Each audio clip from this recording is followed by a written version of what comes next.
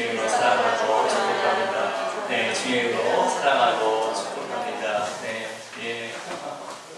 네, 우리 안정희 집사님, 안영화 목사님과 우리 현대성 우리 집사님, 너무 오랜만이어서 반갑습니다. 네. 우리가 지난 시간에 하나님께서 홍해 앞에 이스라엘 백성들을 이렇게 세우셨잖아요, 그죠? 그래서 뒤에는 애국 군사들이 막 쫓아오고, 근데 그런 와중에 앞에 홍해가 있는데도 불구하고 하나님께서는 명령을 하시잖아요. 앞으로 나아가라라고 명령을 하셨어요. 그래서 이스라엘 백성들은 그럼에도 불구하고 앞으로 나아갈 때 하나님께서는 앞에 있던 구름 기둥을 이스라엘 진 뒤로 옮기시면서 애굽의 구름과 흑암을 통해 가지고 애굽의 군사들을 막으시고, 그 다음에 그 이스라엘 백성들 뒤에서 불기둥으로 앞을 비추시면서 그 이스라엘 백성이 하나님께서 홍해를 가르시고 그 많은 땅을 만드시는 것을 보게 하셨습니다. 그렇죠? 어둠 가운데 지금 어둠 가운데 어두운 밤 가운데 이루어진 일들이에요. 이것을 빛을 비춰서 길을 내시는 것을 보여주셨어요. 그리고 하나님께서는 모든 이스라엘 백성 가축까지도 한 명도 빠지지 않고 홍해 건너편으로 인도하신 후에 애굽의 모든 군사들을 홍해에 이렇게 수장을 시켜버리는 거죠. 여러분, 이스라엘 백성들은 이 엄청난 사건을 목격하고 하나님과 그의 종 모세를 믿었다라고 지난주에 말씀이 이렇게 끝났죠. 그죠? 그러면서 모세와 함께 이스라엘 백성들이 여호와께 찬양하게 됩니다. 그렇죠? 찬양하면서 이 찬양에 대한 화답을 또 아론과 모세의 누이인 미리암이 먼저 찬양을 하고 그 이스라엘 모든 여인들이 또 함께 손에 소고를 잡고 춤을 추면서 화답하는 내용이 바로 15장, 오늘 본문이 시작되는 15장 1절부터 21절까지의 말씀입니다. 그럼 다 읽어오셨죠? 네. 찬양을 보면요, 이제 우리가 이런 모세의 찬양이 시편의 6편에 다 이렇게 기록이 돼 있어요. 나중에 이제 그걸 한번 쭉 읽어보면 찾아보시면 되고요. 모세와 이스라엘 백성들이 이제 어떤 찬양을 했는지 우리가 잠깐 보고 갈 텐데, 우리 15장 1절에서부터 3절까지 읽도록 하겠습니다. 우리 잠옷이 잘 들리나요? 네.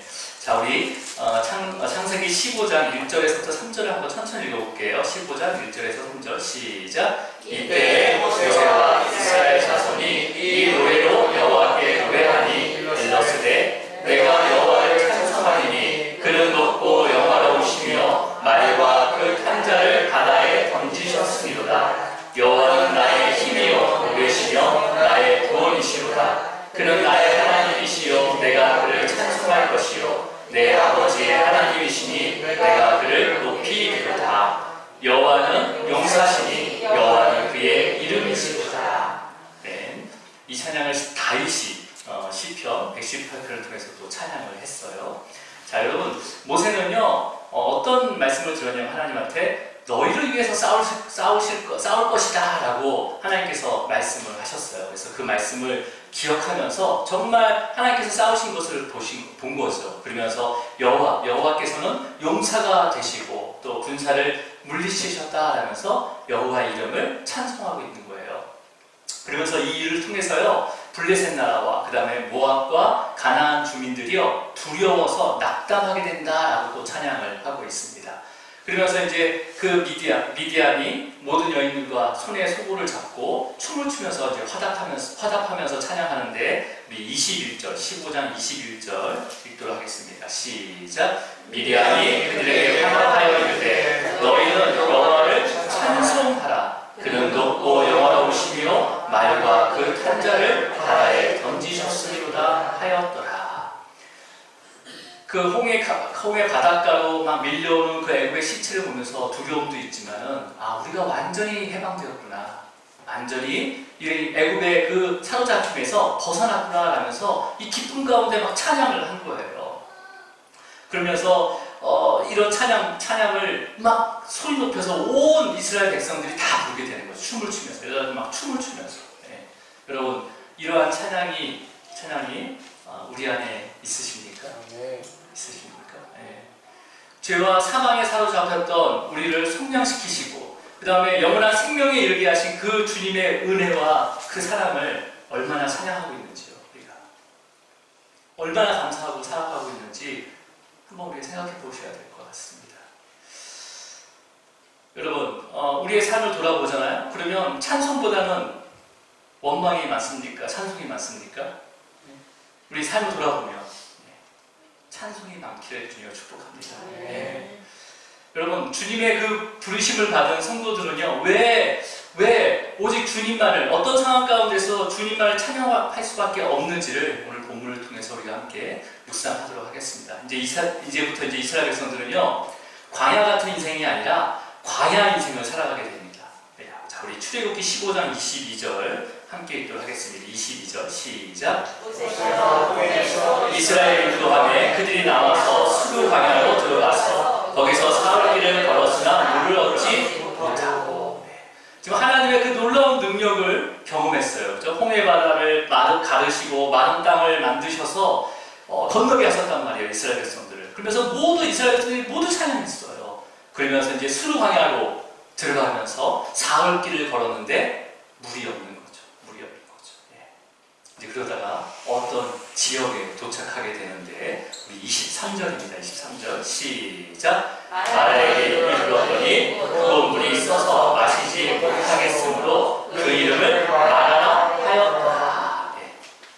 지금 광야에 들어와서요 3일 동안 물을 구하지 못하고 굉장히 목이 마른 거죠. 그 심한 갈등 가운데 있다가 드디어 어느 곳에 도착했는데 물을 발견한 거죠. 그래서 온 이스라엘 백성들이 아마 기뻐했을 거예요. 그런데 그 물을 마시려고 하니까 그 물을 마셔보니까 가축들도 마시기 너무 힘들 정도로 너무 써서 마실 수가 없었다는 거죠. 물론 이 물이 왜 썼는지 성경에서는 말하고 있지 않지만은 그래서 그 물이 너무너무 써서 그곳의 이름을 마라라는 이름을 붙이게 됩니다. 그래서 우리가 성경의 마라라는 그 각주를 보면요, 쓰다라고 되어 있습니다. 쓰다. 성경 밑에 쓰다라고 되어 있는데, 원어적인 의미에서는 쓰다라는 의미도 있지만, 괴롭다. 굉장히 괴롭다. 그 다음에 오염되다. 라는 의미도 함께 갖고 있는 히브리 단어입니다. 그래서 어떤 신학자들은요, 그 지역이 원래, 그 마라라는 지역이 그 광물이나 소금기가 있어서 굉장히 썼을 것이다. 라고 추측하지만, 분명히 그렇게 됐든 아니면 분명히 먹기 힘든 아주 오염된 괴로운 물이었을 거예요. 그죠? 네, 괴로운 물이었어요. 여러분 이런 물 먹어보셨어요? 네? 먹으셨잖아요. 어쨌든 이렇게 한 잔 딱 하면 굉장히 쓴 느낌이 나요. 네? 자, 근데 여러분 보세요. 이 마라의 물은요, 어떻게 보면 썩은 물이에요. 아주 깊고 넓은 웅덩이에 갇혀있는 썩은 물인 거죠. 이 물은요, 스스로 깨끗해질 수 없는 물이에요. 스스로 깨끗해질 수 없는 아주 오염된 물이 바로 마라입니다. 마라. 예. 자, 그렇게 물이 써서 마시지 못하자 이스라엘 백성들이 어떻게 반응하는지 우리 24절을 볼게요. 시작. 백성이 모세에게 원망하여 이르되 우리가 무엇을 마실까 하네. 지금 모세에 대해서 모세에게 원망하면서 우리가 무엇을 마실까? 마라 물을 너무 써서 이제 우리가 무엇을 마시겠느냐, 지금 아이들, 지금 가축들, 이게 다 어떻게 해야 되나 막 하면서 원망하고 있는 거죠. 모세에게 원망하는 것 같지만은 하나님에게도 같이 원망하는 거죠. 분명히 3일 전에는 하나님의 그 놀라운 구원을 보면서 하나님과 하나님의 종 모세를 믿었다고 했어요. 그리고 찬양하고 춤을 추었던 그 이스라엘 백성들이 3일 만에 물이 없다고 모세와 하나님을 원망하고 있습니다. 이게 바로 이스라엘 백성들의 모습인 거죠. 실제 모습인 거죠. 우리가 이럴 수 있죠. 어떻게 그럴 수가, 그런 홍해를 가르고 가르는 그 길을 또 말라서 안전하게 홍해 건너편을 걷게 하시고 바로 애굽의 군사들을 물에 수장시켰던 그 하나님을 봤던 그 이스라엘 백성들이 3일 동안 물이 없다고 해서 지금 원망하고 있는 거죠. 근데 여러분, 물론 고통이 너무 컸겠지만요, 아마 자기 가족들, 진짜 노인들, 어른들, 이들이 막 목말라하는 그 갈등, 나보다는 그런 가족들의 갈등 때문에 더 힘들어했을 수도 있었을 거예요. 그죠? 네. 근데 이런 모습은요, 우리의 모습과 다르지 않습니다. 꼭 광야가 아니더라도 여러분 하루만 수돗물이 제대로 안 나온다면 여러분 어떻게 합니까? 아, 감사합니다. 이해할 수 있어요? 이거 원만하잖아요. 작년에 우리 인천에 한 1년, 한 달 정도 수돗물이 안 나온 게 아니라 불순물이 섞여서 나왔단 말이에요. 뭐 옛날에는 그냥 틀어버리고 그냥 다 마셨던 물인데 지금 뭐 필터에 막 뭐가 꼈다는, 물론 그런 것들이 나와서 너무 힘들었던 시간들이 있었어요. 그죠? 네. 그때, 그러면서 그런 마음속에 여러분 어떤 생각하셨습니까? 이 상수도를 관리하는 인천 상수도 사업본부에 대해서 긍정적인 마음을 가졌어요? 도대체 일을 어떻게 하는 거야? 물을 제대로 흘려보내줘. 반대로 흘려보내가지고 불순물을 왜 나오게 하는 거야? 하면서 원망하지 않으셨어요? 그동안 문제없이 수돗물을 마시고 사용하도록 했잖아요.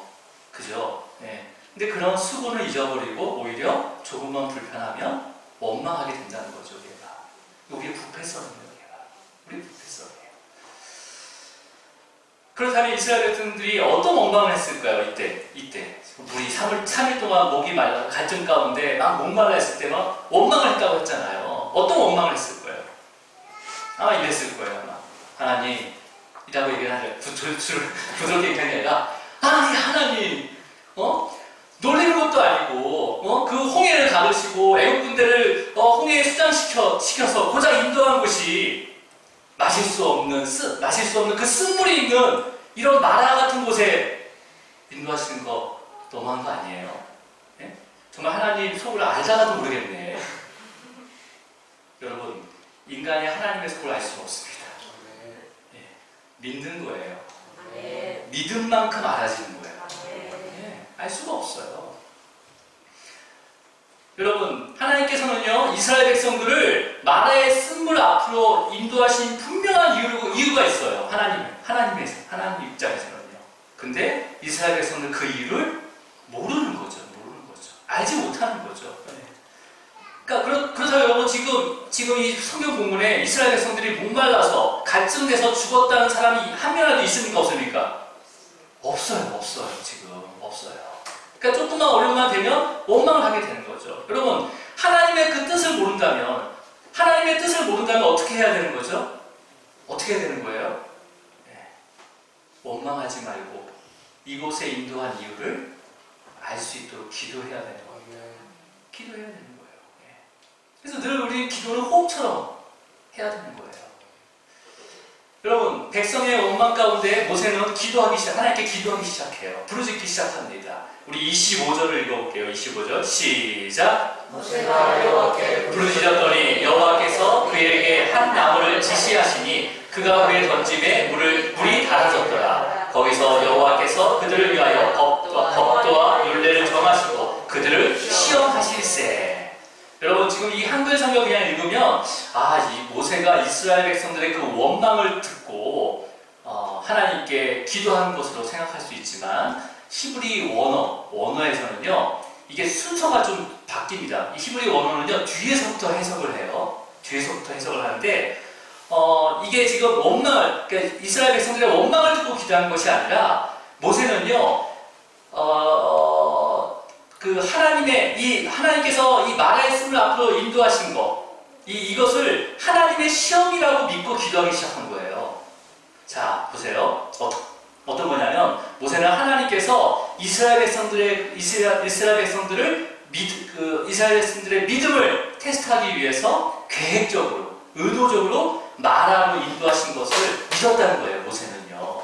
자, 우리가 그 히브리 원어 순서대로 번역을 하면 이렇습니다. 제가 그냥 앞뒤를 바꿨어요. 한번 읽어보세요. 그 앞에 보고요. 시작. 거기서 여호와께서 그들을 위하여 법도와 율례를 정하시고 그들을 시험하실세. 모세가 여호와께 부르짖었더니 여호와께서 그에게 한 나무를 지시하시니 그가 물에 던짐에 물이 닳아졌더라.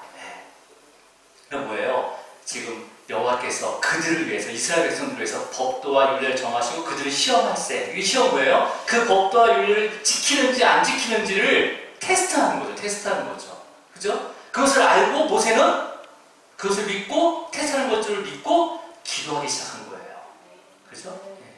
뭔가 의미가 틀려지는 거죠, 완전히요. 그죠? 예. 그랬을 때 하나님께서 모세에게 어떤 응답을 하십니까? 예. 뭐라고 하는 거예요? 그러니까 시험하실세 마라로 인도한 것이다. 너희 이스라엘 백성들을 시험하기 위해서 마라로 인도한 것이다. 하면서 지시한 나무, 한 나무를 물에 던지면 해가 될 것이야. 라고 말씀하시는 거죠. 그래서 모세는 하나님께서 지시한 그 한 나무를 믿음으로 쓴물에 던지게 됩니다. 그러니까 그 물이 어떻게 바뀌어요? 쓴 것만 없어진 게 아니라 쓴 것만 없어지고 달아지게 만들어버린 거죠. 그죠? 예.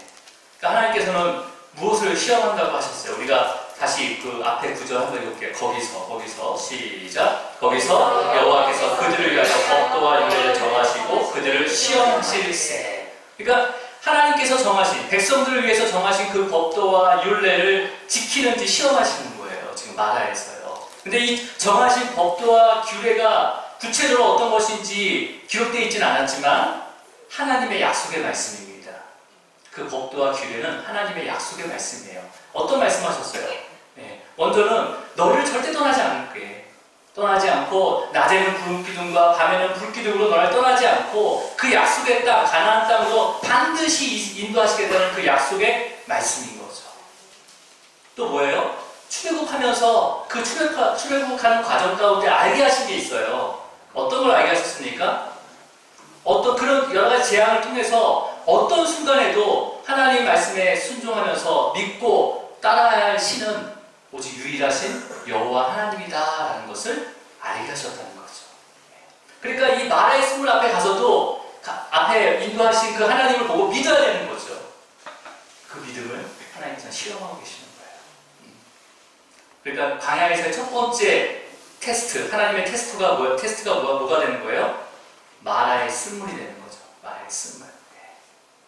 여러분, 우리의 믿음이 있는지 없는가 평가하는 거, 그러니까 확인되는 것은요, 평안할 때 확인되지 않습니다. 그러니까 어려움이 닥쳤을 때, 그 다음에 시험을 받을 때 나의 믿음이 진짜인지 가짜인지를 드러나게 되는 거예요. 그러니까 하나님의 그 시험, 테스트를 넘어서면 진짜 테스트가 되어서 믿음이 자라는 거예요. 근데 그 시험에 넘어지잖아요. 그 시험에 넘어지면 그 하나님의 테스트가 유혹이 되는 거예요. 유혹이 되는 거예요. 여러분, 이 시험에서 이스라엘 백성들이 합격했을까요? 불합격했을까요? 땡이에요. 그럼 어떻게 해요? 집으로 돌아가야 돼요? 애국으로 돌아가야 돼요? 아니에요, 여러분. 물론 학교 시험도요, 어떤 곳을 들어가기 위한 시험도 있지만 그 들어간 후에는 뭘 해야 됩니까? 네, 실력이 늘어나야 되기 위해서 뭘 보는 거예요? 테스트를 하잖아요, 테스트를요. 근데 그 테스트를 하는 이유가 뭐예요? 나의 부족함, 나의 연약함, 내가 보완하지 못한 것들을 그 테스트를 통해서 알아내는 거잖아요. 일단 우리는 홍해를 건넜단 말이에요, 이제는요. 근데 이 테스트는 어떤 거예요, 이제는? 믿음을 자라기 위한 하나님의 테스트라는 거죠. 여러분 앞에 어려움이 있다는 것은 하나님께 테스트하시는 거예요. 네, 테스트하시는 거예요. 그러니까 하나님께서는 신실하게 이스라엘 백성들을요, 약속의 땅으로 계속해서 신실하게 인도하고 계시는 거예요. 그 과정 중에 있는 건데, 이 이스라엘 백성들의 관심사는 뭐예요? 육신의 그 목마름에만, 그 해결에만 가지고 있었던 거죠. 그게 해결되지 않으니까 바로 어떻게 합니까? 그 하나님의 구원의 은혜를 잊어버리고 뭐예요? 원망하게 되는 거죠. 네. 첫 번째 시험이 실패했습니다. 근데 하나님께서는 이스라엘 백성들에게 무엇이 부족한지를 다시 말씀해 주셨어요. 그게 바로 26절 오늘 본문 말씀입니다. 자, 함께 읽습니다. 시작! 이스라엘 시대에 너희가 나를 들어 순종하고 내 보기에 의를 행하여 내 계명을 귀에 기울이며 내 모든 규례를 지키며 내가 애국 사람에게 내릴 모든 질병 중에 하나도 너희에게 내리지 아니하리니 나는 너희를 치료하는 여호와입니다. 원망을 통해서 하나님의 첫 번째 테스트는 실패했습니다. 통과하지 못했지만은 하나님께서는 다시 쓴물을 단물로 바꿔주신 다음에 그 목마른 목을 축이시면서 가르치시는 거예요. 어떻게 가르치십니까? 야, 이제 그 말을 하나님의 마음을 들어야 된다. 그리고 그 말을 듣고 순종해야 돼. 그리고 의를 행해야 되고 그 말씀을 통해서 하나님의 보기에 의를 행해야 되고 그 계명을 귀를 기울여야 된다라고 가르치는 것이죠. 그리고 모든 규례를 지켜야 된다. 그랬을 때 나는 너를 치료하는 하나님이시다라고 자신을 다시 소개하시는 거죠. 그러니까 치료하는 하나님, 그 치료하는 하나님 믿으라는 거죠. 믿으라는 거죠. 여러분 어떤 시험에 처하더라도 먼저 원망하지 마시기 바랍니다. 네, 믿음으로 기도하면서 주님으로부터 떠나지 않았을 때 주님께서 반드시 우리를 치료해 주시고 회복해 주신다는 것을 믿으시길 바랍니다. 자, 여기까지가 일반 본문 묵상입니다. 그렇다면 우리가 이제 이 본문을요 관점을 바꿔서 한번 묵상해 보도록 하겠습니다. 어떤 관점이냐면 마라의 쓴물의 관점으로 우리가 한번 말씀을 묵상해 보겠습니다. 여러분, 마라의 쓴물은 사실은 이스라엘 모습이고 우리의 모습이에요. 인생의 어떤 목마름도 스스로 해결할 수 없는 상태가 바로 마라의 쓴물이죠. 스스로 우리의 인생을 바꿀 수 없습니다. 계속 오염될 수밖에 없어요. 계속 괴로워질 수밖에 없고 계속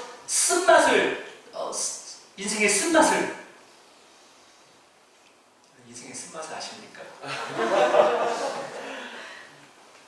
가운데 쓴맛을 알아. 굉장히 쓰죠, 인생. 그 마라와 같은 모습이라고 우리의 모습이었어요. 이렇게 묵상할 수 있는 것은요, 성경에 마라의 모습을 자신의 모습으로 비유한 인물이 있습니다. 그 인물이 누구냐면 룻의 시어머니 나오미예요. 네. 여러분, 나오미는 베들레헴 사람입니다. 베들레헴에서 태어난 여인인데 베들레헴에 계속 흉년이 들어요. 계속 흉년이 드니까 그 나오미가 남편과 아들 둘과 함께 모압 땅으로 떠나게 돼요. 여러분, 우리 삶 가운데 흉년이 들 수 있습니다. 충분히. 흉년이 든다면 어떻게 해야 되는 거죠? 투잡을 뛰고 그런 게 아니라 약속의 땅, 그러니까 이 베들레헴은 약속의 땅이거든요. 그 약속의 땅에 기근이 온 것은요, 흉년이 온 것은 이스라엘 백성들이 그 거주민들이 하나님의 말씀에 벗어났기 때문에 하나님께서 기근을 통해서 깨닫게 하시는 거예요. 시험을 통해서 깨닫게 하시는 거죠. 여러분, 하나님의 자녀들에게 기근이나 시험이 오는 것은요, 자신을 점검하라는 거예요. 회개해야 되는 거죠. 이민 가면 되는 거 아니에요. 이민 가면 해결되는 게 아니에요. 근데 이들은 이민을 가본 거예요. 모압으로 이민을 가버린 거죠. 이런 나오미의 인생이 어떻게 됐습니까? 어떻게 됐어요? 모압 땅에서 남편이 죽어요. 그 아들도 모압 여인과 결혼시켰는데 그 두 아들도 다 죽습니다. 자녀도 없이 죽어요. 결국 젊은 나이에 과부가 된 두 며느리와 나오미 자식만 남게 되는 거죠. 이때 나오미는 고향 베들레헴에 풍년이 들었다는 소식을 들었어요. 그래서 이제 베들레헴으로 돌아가야 되겠다 하면서 이제 며느리한테 다 모압 땅으로 가라 하고 했는데 첫째 며느리만 내가 어머니와 함께 하겠습니다라고 첫째 며느리만 따라오게 되는 거죠. 근데 베들레헴에 도착하자마자 그 성읍 사람들이 나오미를 딱 보자마자 뭐라고 했는지 아세요? 나오미가 아니냐라고 기쁘게 반기는 게 아니라 조롱하는 거죠. 기근을 피해서 잘 살겠다고 모압 땅으로 갔는데 지금 네 형편이 이거냐?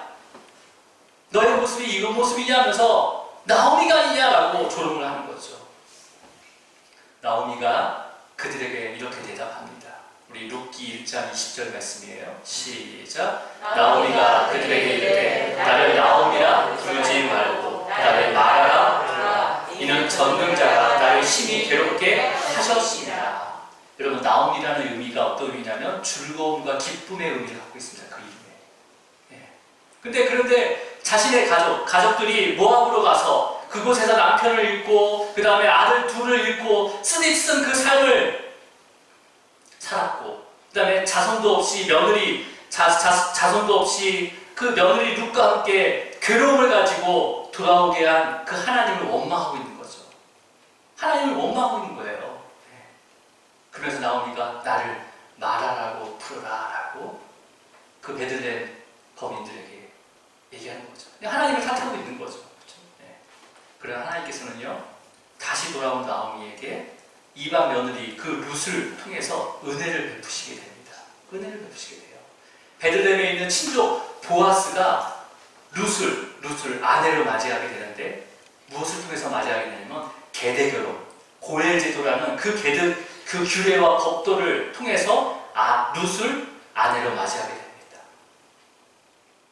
그러면서 나오미가 예전에 잃었던 모든 재산을 회복하고요, 보아스와 룻 사이에 태어난 그 손자 오벳을 나오미 품에 안게 됩니다. 여러분, 그러니까 이 마라의 쓴물 같은 나오미 품에 오벳이 그 손자 오벳이 품어졌을 때 베들레헴의 모든 여인들이 나오미에게 뭐라고 이야기했는지 우리 룻기 4장 15절 말씀입니다. 자, 함께 읽습니다. 시작. 이는 내 생명의 회복자이며 내 영혼의 봉양자라. 곧 너를 사랑하며 율법 아들보다 귀한 내 며느리가 낳은 자로다.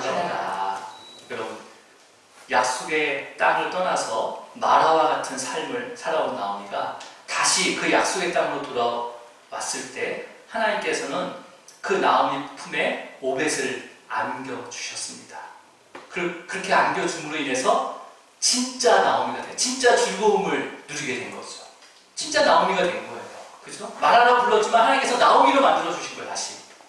자, 그리고 모든 사람들이 그 손자 오벳이 나오미의 생명을 회복시켰다라고 찬양하고 있는 거예요. 여러분, 이 오벳은 다윗 왕의 할아버지가 됩니다. 그리고 우리의 구주이신 예수 그리스도 태어나신 그 계보가 바로 이 오벳 계보예요. 그렇다면 여러분, 오늘 본문 구절에서 너희를 치료하는 여호와라 말씀하셨어요. 그죠? 그렇다면 실제로 치료된 것은 뭐였습니까? 마라의 쓴물이 단물로 바뀐 게 치료하신 거였어요. 그죠? 자, 그렇다면 치료하는 방법은 뭐였습니까? 어떤 한 나무를 쓴물에 던진 거예요. 그죠? 던진 거예요. 그래서 쓴물이 치료된 거잖아요. 여러분, 모세가 마라의 쓴물에 던져졌던 그 어떤 나무는요, 바로 예수 그리스도의 십자가를 일컬합니다. 주님의 십자가는요, 모든 성도들의 그 인생에 쓰고 괴로운 고통들에서 벗어나게 하시고, 그 고통 중에서도요, 즐거워하게 하시고, 우리의 영혼의 생명을 달게 만드십니다. 여러분, 우리 인생이 너무나 쓰고 괴롭고 오염이 되어 있어도 세상 사람들이 손가락질 하면서 말하라고 우리의 인생을 부를 때 우리 주님께서는 이 마라 같은 우리의 삶으로 찾아오셨습니다. 그리고 바꿀 수 없는 우리의 속성들, 그 수많은 그 죄의 속성들을 치유하시고 회복시켜 주시고 우리의 인생을 달게 만드시고 계십니다. 지금도요. 여러분, 이제 말씀을 정리할게요. 이스라엘 백성들은요, 마라에서 시험을 통과하지 못했지만 그 마라의 쓴물을 단물로 바꾸어 주시면서 잠시 목을 축이게 하셨습니다. 그리고 말씀을 다시 지키도록 명령하시고 이스라엘 백성들을 엘림으로 인도하십니다.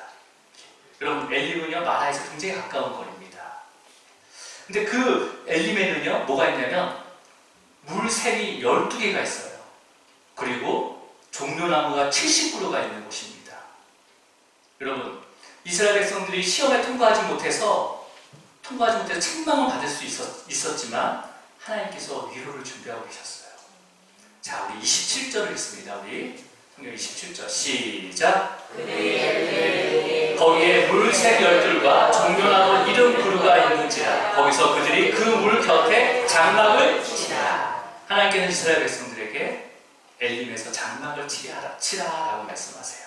여러분, 이 물샘 12개와 그 다음에 종려나무 70그루는요, 주석가들이 12지파를 상징하고 70장로를 상징한다라는 의미도 있지만, 물샘 12개가 있다는 것은 뭐냐면, 이스라엘 12지파, 그 지파가 지파별로 넉넉하게 물을 먹을 수 있도록 하나님께서 그 물샘을 준비하셨다는 거예요.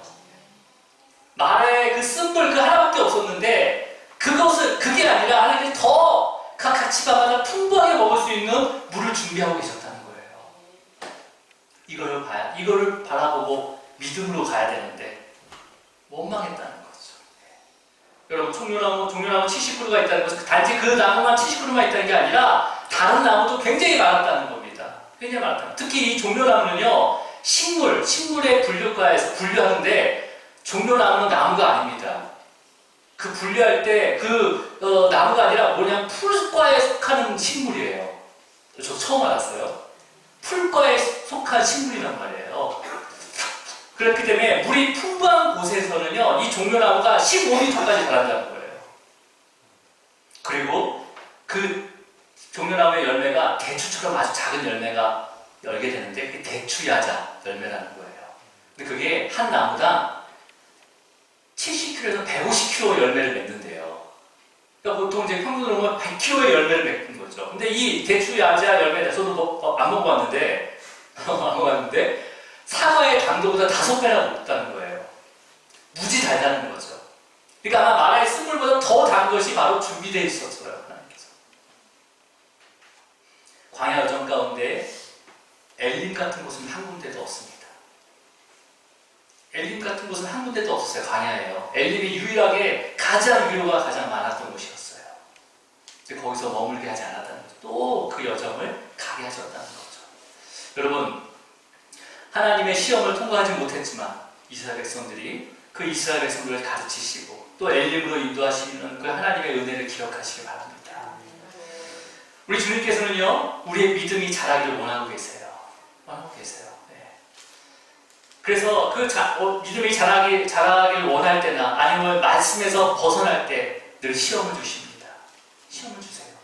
이 시험은 지금도 우리에게 주시고 있는 거예요. 자, 이제 우리가 내가 마지막으로 질문하겠습니다. 이스라엘 백성들은 마라의 쓴물 앞에 섰을 때 무엇을 해야 됩니까? 1번, 원망해야 됩니까? 2번, 기도해야 됩니까? 네, 여러분, 원망하는 것이 아니라 우리 영적인 그 목마름을 채우지 않는 것에 대해서 깨닫고 회개해야 되는 거죠. 그렇죠? 네. 여러분, 여러분의 몸이 조금이라도, 아니면 여러분의 자녀의 몸이 조금이라도 아프고 열이 나면 어떻게 합니까? 네, 인터넷을 찾잖아요. 그래서 증상을 넣고 이 증상을 잘 치료하는 병원을 찾아서 바로 가는 것이 아니라 또 치료 후기를 또 검색하잖아요. 그 다음에 뭘 합니까? 평점을 확인해요. 그 다음에 병원이나 의사를 찾아가잖아요. 그렇죠? 아니면 물어보기라도 하잖아요. 내가 이런 병이 있는데 어디 가야 되냐 물어보잖아요. 그렇다면 우리의 더럽고 오염된 그 영혼의 건강을 위해서 여러분 누구를 찾고 계십니까? 우리의 영혼의 치료자는 오직 예수 그리스도밖에 없습니다. 하나님께서는요, 그 마라의 쓴물을 통해서 이스라엘 그 백성들의 자신의 모습을 보여주신 거예요. 그러면서 하나님을 의지하도록 인도했지만 우리가 하나님을 원망했습니다. 그럼에도 불구하고 하나님께서는요, 준비하신 그 나무를 던짐으로 쓴물을 달리고 치셨어요. 우리 아모스 8장 11절을 읽고 마치도록 하겠습니다. 우리 아모스 선지자가 기록한 8장 11절, 자, 함께 있습니다. 시작. 주 여호와의 말씀이라. 보라, 날이 이를지라 내가 기근을 양식이 없어 주림이 아니며 물이 없어 가람이 아니요 여호와의 말씀을 듣지 못한 기가니라. 네. 여러분, 우리의 인생의 목마름과 그 쓴 기억과 그 흉년과 괴로움, 그것은요, 양식이 없는 게 아니에요. 네. 환경이 안 돼서 그런 게 아니라, 누구의 탓이 아니라, 내 탓이 오는 것이 아니라 하나님의 말씀을 듣지 못해서 오늘 우리에게 목마름이 있고 그 쓴맛과 그 흉년과 괴로움이 있었던 겁니다. 여러분, 우리에게 시험은 오지만, 시험은 옵니다. 시험은 오지만 그 시험을 감당할 수 있는 은혜를 주님께서 준비했다는 것을 기억하시기 바랍니다. 그리고 이번 한 주도요, 그 쓴물같이 오염되고 그 다음에 썩어가는 우리의 인생에 찾아오셔서 주권적으로 그 말씀으로 치유해 주시는 그 주님을 바라보시길 바랍니다. 그리고 주님과 함께 엘림 같은 그 은혜를 누리시기를 주님으로 축원합니다. 네. 기도하시겠습니다. 주님 감사합니다. 마라의 쓴물은